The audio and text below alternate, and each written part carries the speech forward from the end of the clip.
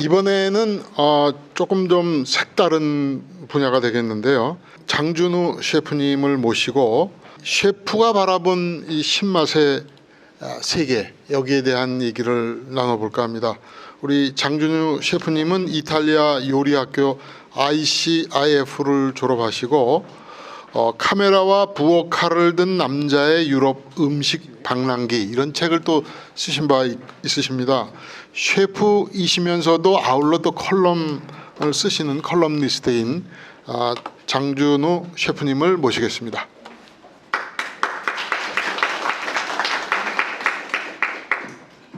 네, 반갑습니다. 많이 계시네요, 아직. 쉬는 시간이 끝나면 이제 조금 많이 빠지실 줄 알고 가벼운 마음으로 올라왔는데, 이렇게 많이 계시니까 혹시 식초 가지고 계신 분 계실까요? 한 잔 먹고 좀 시작을 해야 될 것 같네요. 네, 앞서서 저기 최덕원 대표님하고 노봉수 교수님하고 정전 여사님께서 식초에 관한 이런 학술적인 이야기를 많이 유익한 말씀을 많이 해주셨는데, 뼛속까지 문과인 저는 그 좋은 내용의 절반도 이해를 좀 못한 것 같아가지고 많이 아쉬운데요. 분명히 좀 그런 분도 계시리라 믿습니다. 네, 모두가 이과생은 아니니까요. 제가 좀 말씀드리고 싶은 거는 그런 학술적인 내용은 전혀 없습니다. 그런 수학 기호 이런 건 전혀 없고요. 저는 좀 제가 바라보는 그런 신맛에 대한 이야기를 좀 나눠볼까 합니다. 잠깐 제 소개를 드리자면, 저는 원래 처음부터 요리사는 아니었고요. 원래는 기자를 하다가 음식에 빠져가지고 이탈리아 요리를 배우러 가가지고 지금 돌아와서는 책을 하나 내고 아직 업장을 가지지 못했는데 셰프라고 부르는 게 좀 민망하긴 한데요. 그래서 요리도 하면서 지금 여러 가지 글도 쓰고 있는 활동을 하고 있습니다. 사실 제가 갑자기 그 컨퍼런스를 이 세미나를 하자고 말씀을 하셔가지고 황희혁 대표님께서, 근데 부장님께서, 근데 제가 무슨 말을 할 수 있을까 하다가 제가 그 예전에 신맛에 관련된 칼럼을 하나 쓴 적이 있어요. 산미에 대한 그런 내용이었는데, 왜냐하면 저는 처음부터 요리사가 아니었으니까 이 모든 음식에 대한 작용들이 굉장히 궁금하거든요. 그래서 어떻게 왜 이렇게 작용을 할까를 생각하다 보니까 산미가 가지는 요리에서 산미가 가진 역할이 굉장히 크다라는 걸 알게 됐고, 거기에 관련해서 글을 써가지고 아마 이 자리에 좀 불러주신 것 같습니다. 되게 개인적으로 되게 영광으로 생각을 하고요. 그럼 제가 준비한 자료를 시작하도록 하겠습니다. 굉장히 많으셔서 떨리네요. 제가 안 떨리는데, 일단 음식의 산미를 불어넣는다고 하면 우리가 보통 세 가지 조리를 생각할 수 있겠죠. 가장 쉬운 방법이 아마 식초를 넣는 거죠. 우리가 음식에 초를 친다라고 하는 표현이 있잖아요. 이게 굉장히 부정적인 표현이잖아요. 초를 친다. 내가 하는 일에 왜 초를 치니? 저는 좀 다르게 생각을 해요. 초를 친다는 거는 굉장히 좋은 의미인 것 같아요. 이게 분명 양에 대한 문제이지, 사실 초를 친다는 게 아까 그 정전 여사님께서 설명하셨지만 다른 맛을 좀 더 강화시키는 역할을 하거든요. 조금 뒤에서 더 자세히 설명을 해드릴 거지만 식초를 넣어가지고 음식에 산미를 불어넣는 방법이 있고, 다른 하나는 그런 산미가 들어있는 과일을 이용하는 방법이죠. 가장 쉬운 게 레몬, 라임 같은 그런 시트러스류의 그런 과일들을 가지고 뭔가 산미를 불어넣는 방법이 있고, 마지막에 이제 발효라는 개념이죠. 아까도 설명을 해주셨지만, 저는 한식의 특징적인 역할이 특징적인 부분이 뭐냐고 하면 이제 다들 발효를 말씀하시는데, 발효라는 개념은 전 세계에 있는 개념이고요. 우리나라만 있지 않는 그런 개념입니다. 단지 우리나라에서 그 김치라는 독특한 식문화는 외국에서 주목을 할 만한데요. 사실 그런 비슷한 음식이 있어요. 독일에 가면 자우어크라우트라는 요리가 있는데, 양배추에 소금만 넣어가지고 만드는 음식이거든요. 혹시 드셔보신 분은 있겠지만 굉장히 상큼할 것 같지만 그렇지 않아요. 굉장히 무슨 발냄새 같은 그런 지독한 향이 나긴 하는데, 그게 예전에는 그렇게 많이 발효시켜서 먹었지만 지금은 좀 그 맛을 덜해가지고 지금은 거의 피클처럼 많이 먹는 문화로 바뀌었는데, 아무튼 그런 식으로 그 야채를 뭔가 발효시켜서 젖산 발효를 일으키면 산미가 생기죠. 이제 그 산미는 뭔가 우리가 식초를 써서 생기는 산미랑은 조금 다른 뉘앙스를 보여요. 그 과일에 대한 시트러스류에 대한 산미보다는. 그래서 내가 음식에 산미를 불어넣고 싶다 하면 김치를 썰어서 넣어도 되고, 아니면 그 김치 국물을 가지고 요리를 한다면 우리 산미를 음식에 넣을 수 있겠죠. 이런 식으로 음식에 산미를 불어넣을 수 있습니다. 식초에 대한 이게 지금 구글 트렌드 데이터 자료예요. 이게 뭐냐면 검색어가 얼마나 많이 검색이 됐냐를 나타내는 지표인데 비네거 식초죠. 영어권에서 식초가 갑자기 인기를 끌게 된 이유가 있어요. 여기 보시면 갑자기 뭐 꾸준히 증가를 하고 있는데 어느 순간 급격하게 상승을 하죠. 비네거라는 단어가. 그만큼 사람들이 많이 검색을 했다는 이야기인데 갑자기 왜 이렇게 됐을까라고 궁금해서 자료를 여러 가지 찾아봤어요. 그러니까 이런 기사들이 많이 등장을 했어요. 드링킹 비네거가 굉장히 뭐 몸에 좋다, 아니면 뭐 슈퍼푸드다, 뭐 이런 얘기가 나오는데 이게 무슨 얘기냐고 하면 이게 사과주 식초라고 하죠. 애플 사이더 비네거라는 게 있어요. 이게 우리가 생각하는 그런 사과 식초랑은 좀 다른데 그 영미권에 가면 사과주가 있어요. 사과로 만든 술인데 이게 뭐냐면 포도를 만드는 그 유럽에서는 포도를 만들어서 와인을 만드는 지방이 있고 사과를 발효시켜가지고 사과주를 만드는 지방들이 있어요. 이게 포도가 분명히 그 포도가 자라는 지방에서는 포도를 만들어서 와인을 만들지만 포도가 자라지 않는 곳에서는 사과를 이용해 가지고 술을 만들었거든요. 이게 보통 이제 영국이나 이런 북유럽 쪽 사람들이 즐겨 먹던 건데 이게 보통 사이더라고 해요. 사이더. 네. 우리가 알고 있는 그 사이다는 건 좀 다른 개념이고요. 우리가 알고 있는 사이다는 그 칠성에서 만든 사이다를 생각하시죠. 근데 이게 원래 사이다는 사과로 만든 좀 올라갔나요? 사과로 만든 그런 음료를 말하는 건데 일본에서 이걸 보고 그 레몬을 대신 만들어 가지고 청량하게 만든 게 사이다고 이제 그걸 우리가 가져와 가지고 사이다라고 하는데 영미권에서는 보통 사이다라고 하면 사과로 만든 술을 의미합니다. 그래서 이 애플 사이더가 갑자기 뜨게 된 이유가 있어요. 요즘 아보카도 아시죠? 아보카도가 갑자기 뭐 우리 사회에서 열풍이 일어났잖아요. 뭐 슈퍼푸드다 뭐다 해가지고 뭐 레스토랑에 가면 있고 마트에 가면 또 팔고 하는데 이게 사실은 아보카도가 갑자기 뭐 발명이 된 게 아니잖아요. 원래 있던 게 갑자기 뜨게 된 이유가 이런 좀 마케팅이나 이런 식품 산업에 대한 그런 광고 때문인가라고 생각을 해요. 그래서 뭐 각종 뭐 다이어트에 좋고 뭐 음식이 좋다라는 얘기가 많이 나오니까 사람들이 많이 찾게 됐는데 아보카도가 뭐 거의 전 세계적인 열풍으로 뭐 수요가 거의 뭐 엄청나게 상승을 해가지고 슈퍼푸드가 됐죠. 그래서 약간 그거 비슷하게 지금 뭐 애플 사이더가 영국이나 뭐 영국 왕실에서 뭐 왕세자비가 먹고 뭐 헐리우드 배우들이 먹는다고 해서 많이 떠가지고 아마 좀 마케팅으로 포장이 많이 돼가지고 비네거가 갑자기 급격히 인기를 끌게 됐어요. 그래서 거의 뭐 푸드 요즘에 뭐 핫 트렌드로 그래서 비네거가 뜬다라는 그런 자료가 2007년, 2008년 그런 푸드 트렌드 자료를 보면 비네거에 대한 얘기가 많이 나와요. 예. 산미가 우리가 먹을 수 있는 그런 푸드 트렌드의 핫 트렌드다, 핫 아이콘이다라고 해서 많이 떴고요.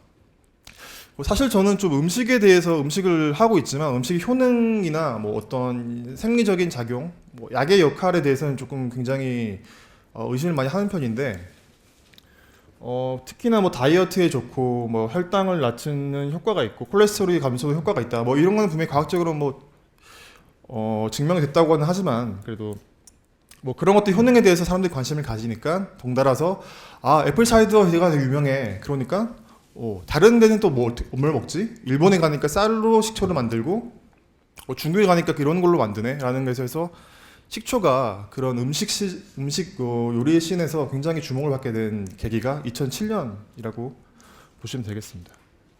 심지어 이런 것도 나왔어요. 네. 이게 뭐냐면 애플 사이더 알약이에요. 네. 몸에 좋다고 하니까 이걸 알약으로 만들어 가지고 판매할 정도로 굉장히 인기를 끌었죠. 그래서 이렇게 그 애플 사이더라고 하는 게 다른 식초랑 뭐 다르냐라고 하지만 사실은 그 애플 사이더 식초도 사과를 술로 만들어서 그 술을 발효시켜서 만든 식초예요. 음식에 쓸 때는 나중에 뭐 저 설명을 드릴 거지만 음식에 쓸 때 사과 식초의 역할이 원래 일반적인 우리가 알고 있는 그런 와인 식초, 유럽에서는 와인 식초 많이 쓰거든요.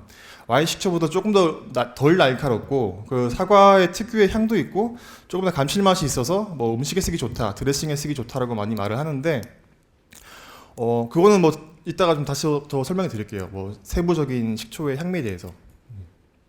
그렇게 뭐 애플 사이더 식초 같은 걸 써서 향미를 높일 수 있고 과일을 써가지고 이렇게 향미를 높일 수 있는데 보통 우리가 과일을 이용해서 산미를 준다고 하면 이런 즙을 짜가지고 넣는다고 생각을 하잖아요. 식초는 액체다, 산미 넣는 거 액체라 생각을 하는데 의외로 레몬 껍질이나 아니면 그런 줄기, 레몬 잎 뭐 이런 거나 아니면 아예 그런 것들도 있어요. 뭐 그 루바브나 레몬그라스 같이 그 식물의 줄기나 잎이지만 그 신맛을 내는 그런 재료들이 있거든요. 이제 그런 것들 요리에 활용을 하면 음식에 산미를 줄 수 있어요. 요즘에 동남아 음식 굉장히 유행 많이 하잖아요. 그런 동남아 음식을 끓일 때 뭐 여러 가지 재료가 많이 들어가지만 식초를 넣는 것보다 이런 레몬그라스라는 그런 산미를 내는 그런 야채를 이용해서 산미를 대신 그렇게 내는 방식이 있고요. 그리고 뭐 타마린드라고 해서 약간 땅콩 비슷하게 생긴 그런 열매가 있어요. 이제 그 열매를 먹으면 굉장히 신데 이제 신맛과 동시에 감칠맛이 있어서 동남아 요리에서는 좀 빠지지 않는 그런 재료라고 보시면 되겠습니다. 그리고 뭐 과육뿐만 아니라 뭐 껍질, 아까 말씀드렸듯이 껍질, 잎, 줄기, 그리고 뿌리, 그리고 잎까지, 그 꽃까지 이용해서 요리사는 신맛이 나는 그런 과일을 나는 나무에서 나는 모든 것들을 이용할 수 있어요. 네. 그래서 지금 한국에서 신맛이라고 하면 보통 이제 그 김치의 신맛을 아마 가장 많이 떠오르실 거예요. 보통 우리가 단무지 같은 것들은 뭐 일본 거라고 하니까 뭐 넘어가기로 하고. 그래서 아까 정영선님이 주옥이라는 레스토랑에 가면 그 한국적인 신맛에 대해서 굉장히 뭐 알 수 있다고 말씀하셨는데 사실 저도 아직 가보지 못했어요. 그래서 굉장히 관심이 많은데 그래서 한식에서 산미는 제가 생각하기에는 그런 김치나 이런 반찬류에서 나오는 산미였지 저희는 메인은 아니라고 생각했거든요. 보통 우리가 한식에서 메인은 보통은 그런 뭐 고기류는 사실은 한식에서 많이 처음부터 많이 쓰이는 재료는 아니지만 그래서 뭐 반찬에 쓰이는 조연이라고 생각을 했지만 어느 순간 산미가 그렇게 주연이 될 수 있는 그런 계기가 만들어진 게 어떻게 보면 그런 요리사들의 그런 연구에 따른 결과거든요. 그런데 그 지금 미식신을 보면 세계에서 산미에 대해서 되게 주목이 높아요. 갑자기 뭐 아까 말씀드린 것처럼 2017년에 갑자기 뜬 개념이라기보다는 그 전부터 산미에 대한 관심은 많았지만 이제는 이제 요리에서 부차적으로 쓰던 산미가 예를 들어서 샐러드나 뭐 이런 반찬류에 쓰이던 산미가 메인 요리에서 어떻게 작용을 했는지에 대한 이야기를 조금 드려볼까 해요. 그래서 이거는 조금 뭐 짧은 근대 역사라고 보시면 되겠는데 혹시 이 식당 들어보신 분 계신가요? 노마라는 레스토랑? 네, 덴마크에 있는 레스토랑인데요. 여기 레스토랑이 2000년대를 기반으로 미식신에서 굉장히 중요한 역할을 하는 식당이에요. 아니 뭐 식당 하나가 그렇게 뭐 대단하냐. 사실 이 전 이야기를 해볼게요. 세계 미식의 최고의 미식을 보이는 나라는 어디죠?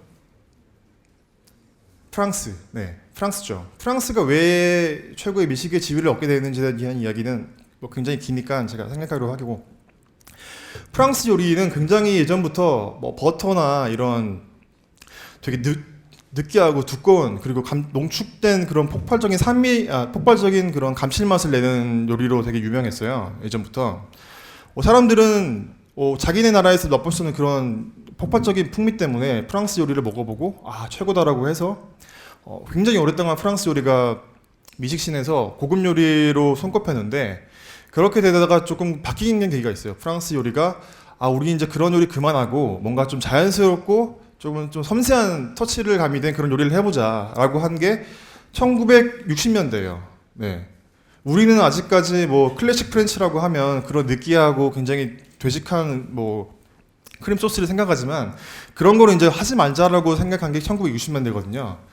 1960년대에 나타난 게 누벨 퀴진이라는 그런 운동이 있어요. 네, 프랑스 요리사들이 이제 조금 더 가볍게 이탈리아 요리처럼 좀 더 가볍고 뭔가 일본 요리처럼 뭔가 산뜻하게 해보자라는 게 60년대였는데 그 중에 한 곳에서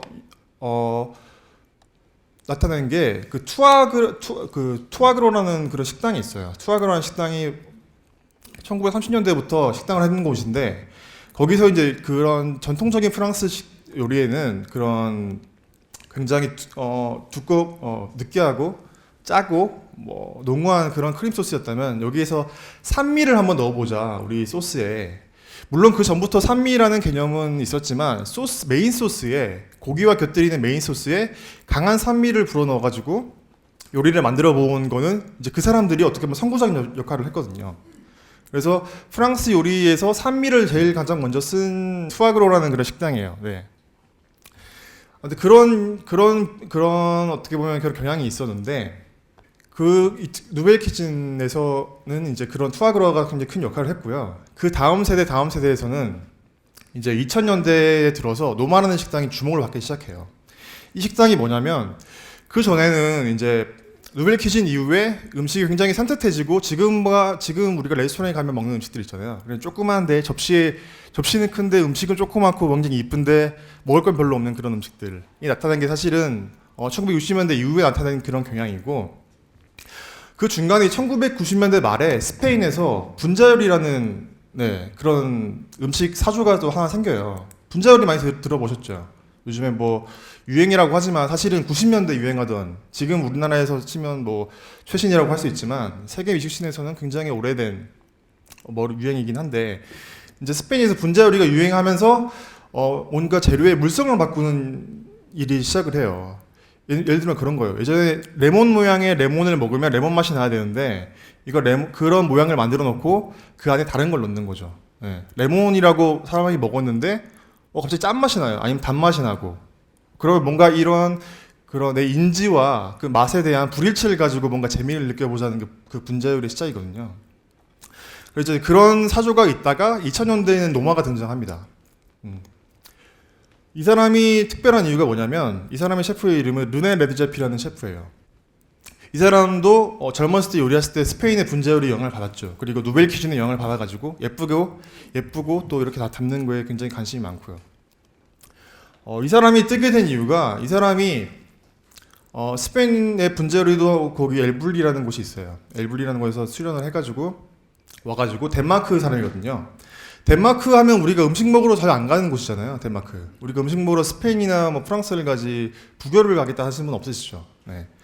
오랫동안 그 북유럽은 미식의 불모지였어요. 북유럽에 뭐 먹을 게 있냐? 이 사람들은 뭐 청어나 먹고 아니면 뭐 피클이나 먹는 사람들 아니냐?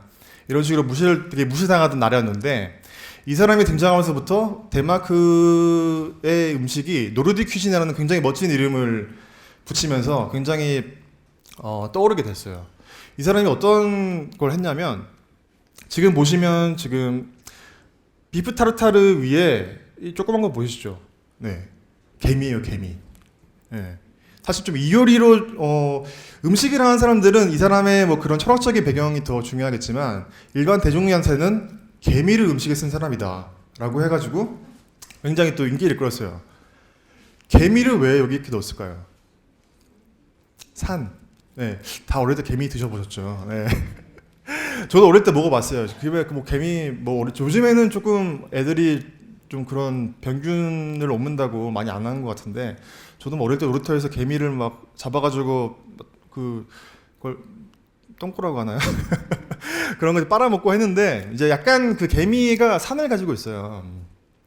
그러니까 이 사람이 우리 식재료는 뭐가 있을까? 자기가 외국에서 음식을 배워왔지만 돌아와가지고, 그 전까지 요리사들은 외국에서 유학을 하면 다 외국 식재료를 썼어요. 왜냐하면 프랑스에서 요리를 배웠는데 프랑스 식재료를 써야 프랑스 그 맛이 나거든요.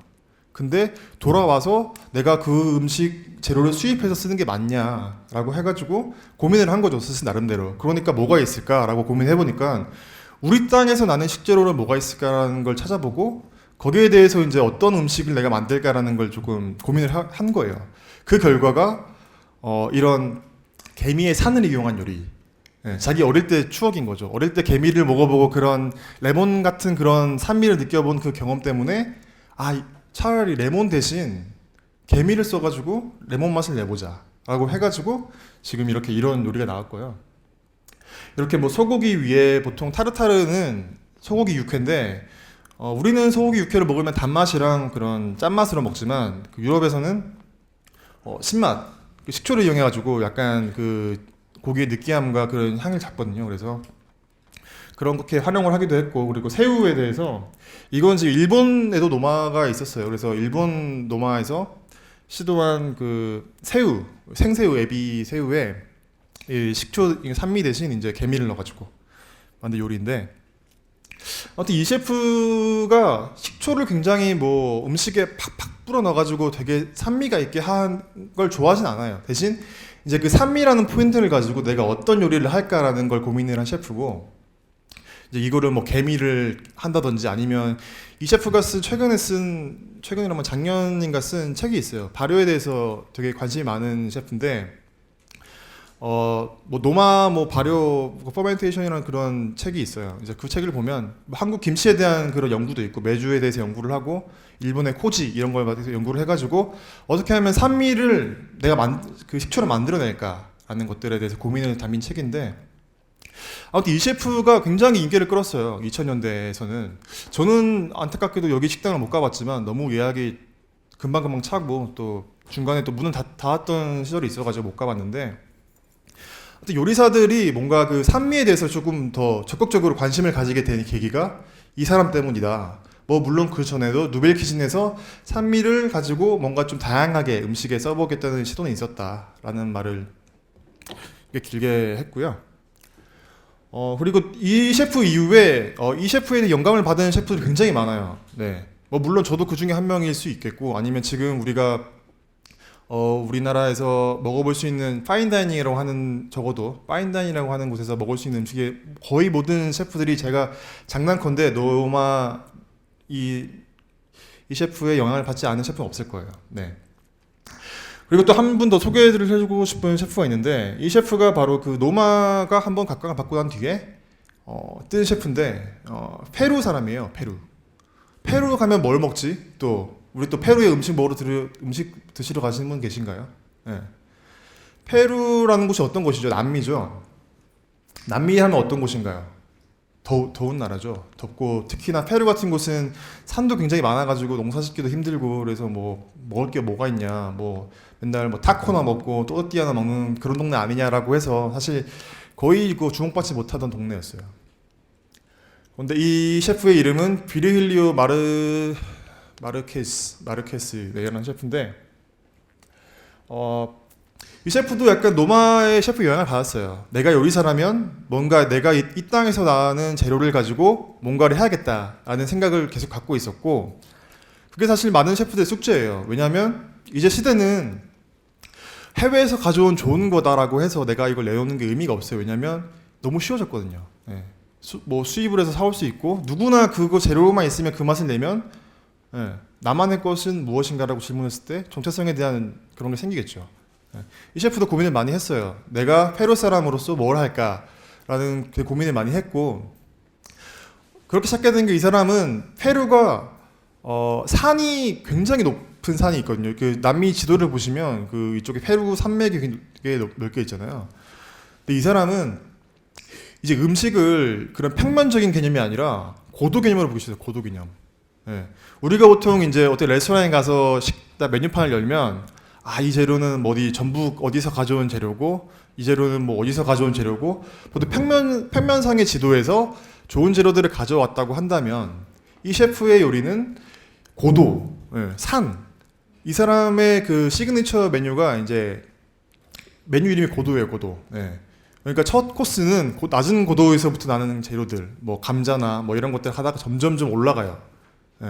그러니까 한 지역에서 고도차를 이용해서 만든 희귀한 식재료들을 가지고만 했는데, 또 그 페루라는 곳이 남미잖아요. 남미가 스페인의 영향을 되게 많이 받은 곳이에요. 남미가 스페인 포르투갈을 영향을 많이 받았는데, 스페인 포르투갈이 남유럽이잖아요. 굉장히 더워요. 더우니까 우리가 더우면 뭘 찾게 되죠? 더우니까 지금 뭐 좀 새콤달콤한 걸 찾게 되고 하니까 굉장히 그런 신맛을 많이 나는 요리들이 많아요. 그래서 그 남미에도 스페인의 그런 유산의 영향으로 셰비체라든지, 우리가 뭐 한 번쯤 들어보셨을 거예요. 셰비체라고 생선이나 이런 알 것들을 식초에 절여가지고 만든 뭐 그런 음식도 있고, 뭐 에스카베체라는 비슷한 음식도 있고, 그런 음식들이 있는데, 근데 그런 것들을 굉장히 시도를 해가지고 페루를 남미 미식의 수도로 만든 장본인이라고 보시면 돼요. 네. 그래서 이렇게 셰프들이 산미를 어떻게 생각을 했냐 이 말씀을 드리고 싶은 거예요. 어떤 맛에 있어서 내 요리의 정체성의 하나로 산미를 이용하는 거죠. 아까 그 주옥 셰프님, 신창호 셰프님도 아마 이런 고민 끝에 그런 한국적인 산미를 자기 요리에 좀 녹여낸 것 같으신데, 그런 것들에 있어서 산미가 단지 뭐 그런 짠맛, 무슨 뭐 짠맛을 보완하고 뭐 느끼함을 잘라주는 뭐 그런 요소가 아니라 뭔가 요리사의 정체성을 나타내는 하나의 수단이 될 수 있다라고 하는 것들. 그래서 저도 지금 굉장히 산미에 대해서 관심이 많아가지고 여러 가지 공부를 하고 있는데, 이렇게 뭐 이거 부분은 아까 정 박사님께서 말씀하셔가지고 저는 넘어가기로 하고, 이렇게 셰프들이 굉장히 산미에 대해서 관심이 많이 가지게 되고 또 이게 하나의 내 요리를 만들어낼 수 있는 하나의 그 구성 요소로 작용한다라고 한다는 말씀을 드렸고, 이제 식탁 위에서 우리가 구체적으로 좀 어떤 산미가 어떤 역할을 하고 또 어떻게 활용을 할 수 있는지에 대해서 좀 말씀을 나눠볼까 합니다. 아까 제가 그 오기 전에 밑에 가서 그 식초 대전 하는 데 가서 조금 훑어봤어요. 여기 지금 뭐 계신 분도 있고 생산자분들이 많이 계신데 식초의 종류가 얼마나 있을까요? 네. 그래서 저희가 좀 세어보진 않았어요. 제가 동원할 수 있는 그런 걸 총동원해가지고 한번 정리를 해볼까 하다가 너무 많더라고요. 사실은 식초라는 게 뭐 술에서 기원된 거라고 아까 말씀하셨는데, 술은 뭘로 만들죠? 유럽에서는 과일로 만들고 동양에서는 곡물로 만드는 게 좀 뭐 어떻게 보면 뭐 100% 맞는 말은 아니지만 그런 유산이 있어요. 네. 그래서 서양에서는 조금 과일로 만든 식초 계열이 많고요. 우리 동양에서는 뭐 쌀식초나 아니면 중국의 뭐 그런 수수, 기장으로 만든 식초들 많은데, 사실 제가 전공은 서양이기도 하고 해서 사실 동양의 식초에 대해서는 제가 뭐 이렇게 많이 드릴 말은 없어요. 그래서 저는 이쪽 서양 쪽 식초에 대해서 이야기를 좀 더 해볼 거고, 보통 우리가 일반 요리사들은 굉장히 많이 써요. 화이트 와인 식초, 레드 와인 식초를 많이 쓰거든요. 제가 그 이탈리아에서 유학할 때 되게 충격적이었던 게 뭐냐면, 어떤 날은 이제 셰프가 생선을 돈가스처럼 튀기는 거예요. 튀김옷에 입혀가지고 막 튀겼는데, 생선 튀김도 여기서도 먹네. 우리 생선 가스 먹는 것처럼 막 튀기더니 갑자기 어디 담궈요. 여기 보니까 식초에 담그는 거예요. 그 튀긴 걸. 생각을 했죠. 왜 이렇게 만들어 돈가스를 식초에 담그는 건 똑같잖아요. 왜 그렇게 하냐 보니까, 여름에는 그 식초를 물과 1대1로 섞어가지고 그 레드와인 식초를 이렇게 새콤하게 만든 다음에 그런 여러 가지 재료들, 뭐 튀긴 재료나 아니면 뭐 날 것들의 재료를 담궈가지고 뭐 시원하게 먹는다. 어떻게 보면 뭐 초절임이죠, 초절임. 그런 것들이 많은데, 이렇게 좀 레드와인 식초를 되게 많이 써요. 그리고 레드와인 식초가 색깔이 있다 보니까 아무래도 화이트 와인 식초를 쓰면 음식에 했을 때 색깔이 좀 이쁘게 나오겠죠. 레드 와인 식초는 색깔이 있으니까 뭐 음식 넣었을 때 좀 탁해질 수 있고 하니까. 그래서 보통 포도로 만든 레드 와인, 화이트 와인 식초가 기본이라고 생각을 하시면 되고, 그 다음에 많이 쓰는 게 아까 말씀드린 애플 사이더 비네거예요. 네. 확실히 그 드셔보시면 뭐 시중에도 지금 하인츠라고 왜 그 대기업에서 만드는 게 하나 있긴 해요. 지금 우리나라에 많이 들어오진 않았는데 모르겠어요. 그 현대백화점에 있는데 감이 있을지 모르겠는데, 그 식초들은 굉장히 포도 식초나 우리가 알고 있는 그런 현미 식초, 뭐 우리가 일반적으로 구할 수 있는 양조 식초랑은 좀 많이 뉘앙스가 많이 달라요. 네. 사과에 대한 그런 향도 있고 해서 뭐 샐러드에 조금 가볍게 뿌리긴 좋은데, 그런 식초가 있고, 특히나 그 라즈베리 식초라고, 그런 뭐 특히 라즈베리뿐만 아니라 뭐 그런 베리류 식초가 되게 많이 있어요. 아까 그 노마라는 그쪽 셰프가 유명했던 게 그런 그 개미를 이용한 산하고, 또 유명했던 게 딸기로 산미를 구현한 거였어요. 우리가 딸기로 산미를 구현한다고 하면 뭐 어떻게 쓸까요? 딸기를 뭐 발효시켜가지고 식초로 만든다? 그것도 한 방법이 되지만, 이 사람은 딸기를 덜 익힌 야생 딸기를 가지고 산미를 넣었거든요. 네. 그러니까 우리가 딸기는 달아야 된다는 그런 어떻게 보면 고정관념이 있잖아요. 저는 모르겠어요. 요즘 나오는 딸기 너무 달잖아요. 예전에 드셨던 딸기가 그렇게 달기만 했나요? 네. 아니었던 거라고 저는 들어가지고, 예전에 먹었던 그런 오지 딸기 것들이 산미도 조금 있으면서 그 단맛이 있으면서 굉장히 새콤달콤한 그런 맛이 있었는데, 요즘 딸기는 거의 뭐 딸기 설탕에 절인 딸기처럼 단맛만 굉장히 세잖아요. 그래서 이제 이런 것들이 요리에 활용을 했었는데, 아무튼 딸기가 가지고 있는 그런 단맛도 있기 때문에 그 식초를 이용해서 하면 뭔가 그 딸기 향은 조금 덜하지만 그래도 이렇게 사과 식초처럼 다양한 부드러움을 줄 수 있는 식초로 쓸 수 있다라고 보시면 되고, 그다음에 뭐 석류로 만든 식초, 석류 식초 같은 경우는 중동에서 많이 쓰던 식초고요. 그다음에 코코넛 식초 같은 것도 그런 더운 지방, 그 태평양에 있는 섬들이나 그런 동남아에서 많이 쓰는 식초예요. 일단 식초로 만들려면 그 당이 있어야 되잖아요. 그 당이 있는 재료면 뭐든지 식초로 만들 수 있으니까 사실상 식초로 만들 수 있는 재료는 무궁무진하다라고 보시면 될 것 같고, 아까 제가 보니까 돼지 감자로도 식초로 만드시는 분도 계셨고요. 보니까 굉장히 여러 가지가 있던데 그런 여러 가지 재료를 활용해 가지고 식초를 만드는 건 굉장히 고무적인 일인 것 같습니다. 산미의 역할에 대해서는 앞서 계속 말씀하셨죠. 네, 음식의 보존력을 높인다.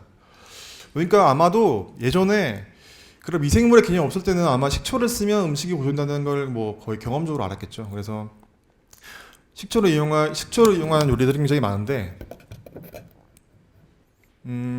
아까 말씀드린 그 북유럽, 음식이 불모진 북유럽 같은 경우도 거의 뭐 어업 아니면 뭐 식량을 약탈해오지 않은 이상 거의 농사짓기가 예전에 힘들어서 거의 피클류를 많이 담았거든요. 그래서 그때는 소금도 귀한 시절이니까 그 소금 대용으로 소금을 절여서 보존하는 방법도 있지만 식초를 절여가지고 만든 방법이 많이 사용됐고, 그러기 위해서는 뭐 많은 사과나 이런 게 필요했겠죠.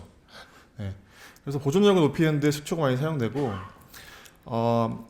아까 뭐 식초가 입안에서 작용하는 것들은 설명을 해줬을 거예요. 식초가 굉장한 산미로 입안을 정돈시켜줘요. 음식하는 사람들의 표현이 있어요.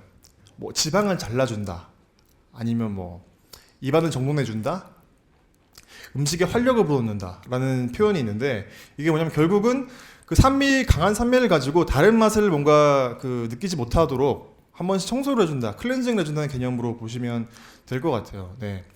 그럼 우리가 코스 요리 많이 뭐 자주는 못 드시겠지만 그 유럽이나 아니면 한국의 파인다이닝 레스토랑에 가면 굉장히 긴 코스 요리들 있잖아요. 뭐 20가지 넘는 코스 요리들이 나오는데, 사실 그런 코스들이 있으면 나올 때 뭔가 산미가 하는 역할은 그런 음식의 템포를 조절해주는 역할을 해요.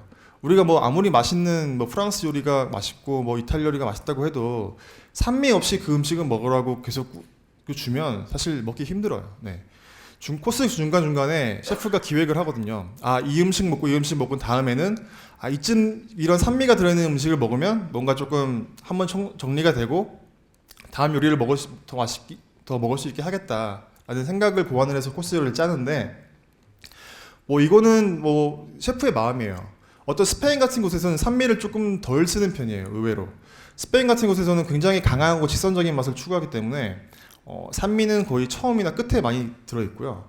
그 이탈리아나 프랑스 같은 경우는 뭐 그것도 셰프의 뭐 역량이겠지만 중간중간에 산미를 많이 써요. 그리고 프랑스는 특히나 디저트 같은 데서 강한 산미를 준 디저트를 쓰죠. 과일 아이스크림이나 아니면 뭐 그런 루바브 같은 그런 상큼한 맛이 나는 디저트로 음식을 뭔가 정돈해준 역할을 하는데, 이제 그런 식으로 산미가 음식에 있어서 음식 코스를 뭔가 다채롭게 구현을 하고 그렇게만으로써 사람들이 음식을 좀 더 섭취를 돕는다라는 그 역할을 한다고 보시면 되겠습니다.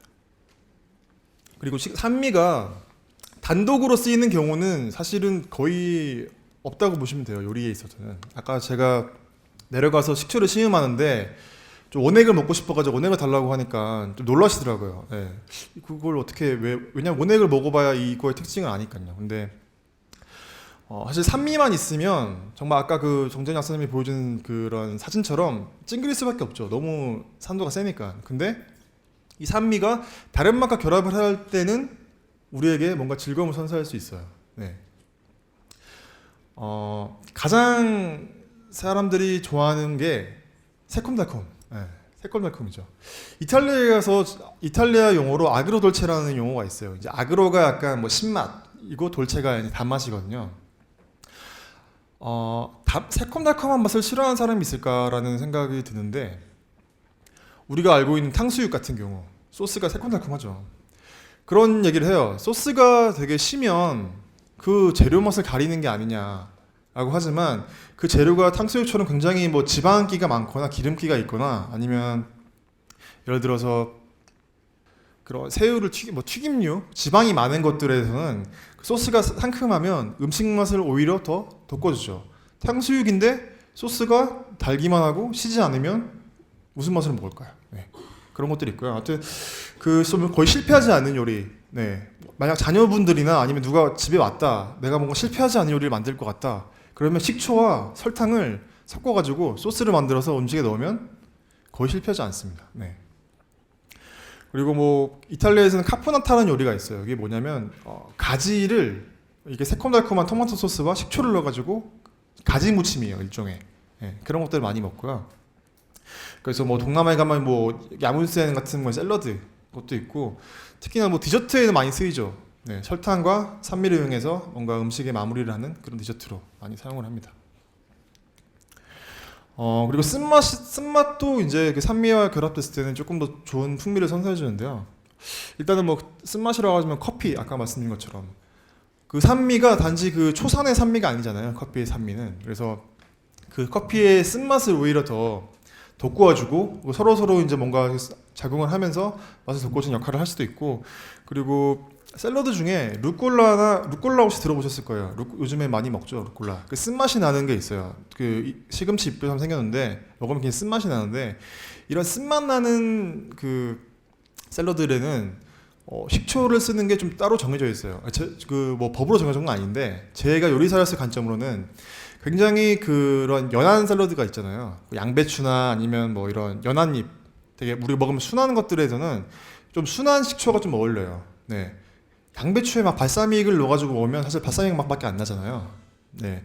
근데 오히려 그래 순한 게는 오히려 그 애플 사이더 비네거나 아니면 우리 그런 초산종에서 만든 좋은 식초가 많더라고요. 그래서 뭐 그런 것들을 이용해서 가볍게 해주시고 그런 루꼴라 같이 쓴맛 나는 되게 많이 라디키오나 루꼴라 같은 그런 쓴맛 나는 재료에는 오히려 더 발사믹이나 아니면 그 진한 체리 식초 비네거 같은 걸 많이 쓰면 오히려 더 밸런스가 잡아지거든요. 그래서 약한 거엔 약한 거, 쓴맛에 쓴 거, 네, 이런 식으로 좀 생각을 하면 샐러드 만들 때 조금 더 풍부하게 맛을 낼 수 있다라고 보시면 되고 그리고 그런 것들도 있어요. 뭐 사워비어 되게 유행하잖아요. 네, 요즘에 젊은 사람들 위주로 사워비어 그 쓴맛이 나는 맥주에 신맛까지 가미해가지고 뭔가 먹으면 새콤달콤한데 이거 뭐 신맥주 같기도 하고 한데 굉장히 먹고 나면 음식 맛도 굉장히 살려 돋궈주고 또 입안을 정리해줘서 요즘에 좀 젊은 사람들 위주로 인기를 끄고 있는 비어가 있습니다.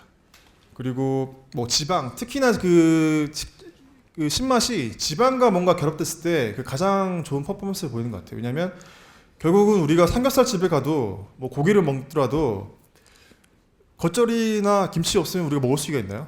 사실 나는 그런 거 전혀 없이 고기에 소금만 뿌려가지고 먹을 수 있다라는 분 아마 안 계실 거라고 봐요. 못 먹어요, 많이. 그래서 이런 그 보통의 그 아까 말씀드린 것처럼 그 투아우로 형제 그가 만든 그 레스토랑에서 그런 진한 크림 소스, 지방 유제품 유제 크림 소스에 뭔가 상큼한 요소를 넣어가지고 뭔가 그 좀 더 고기나 이런 걸 먹을 때 좀 더 맛있게 먹을 수 있게 하는 그런 역할을 했고요. 그다음에 뭐 풀드보크라고 왜 바베큐 같은 거 바베큐도 사실은 우리가 뭐 고기를 그냥 구운 게 아니라 되게 굉장히 새콤달콤한 소스를 만든 거거든요. 뭐 뒤에 있겠지만 네 그래서 뭐 바베큐를 만들 때 그냥 하는 게 아니라 굉장히 신맛 나는 핫소스 네, 핫소스 그냥 드셔보신 분 있었죠. 되게 시잖아요, 맵다기보다. 그래서 그런 스파이스랑 연관돼가지고 그런 신맛이 연결되면 조금 더 또 우리가 단조로운 그런 식단에 뭔가 활력을 불어올 수 있는 그런 요소로 쓰일 수 있다라고 보시면 되겠고요.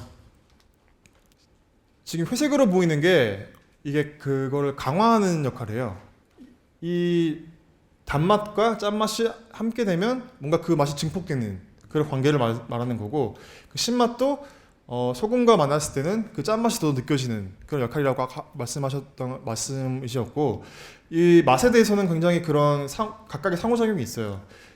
음식이 만약에 너무 달다라고 하면 뭔가 그 강한 스파이스를 넣어가지고 뭔가 그 맛을 조금 중화시켜주고 너무 음식이 짜다라고 하면 조금 더 뭐 쓴맛이나 아니면 그런 것들 곁들여가지고 음식의 맛을 밸런스를 잡아주는 거죠. 그래서 소금 이 굉장히 훌륭한 조미료죠. 저는 소금이 가장 중요한 조미료라고 보고 그 다음으로 중요한 건 바로 이 산인 것 같아요. 네.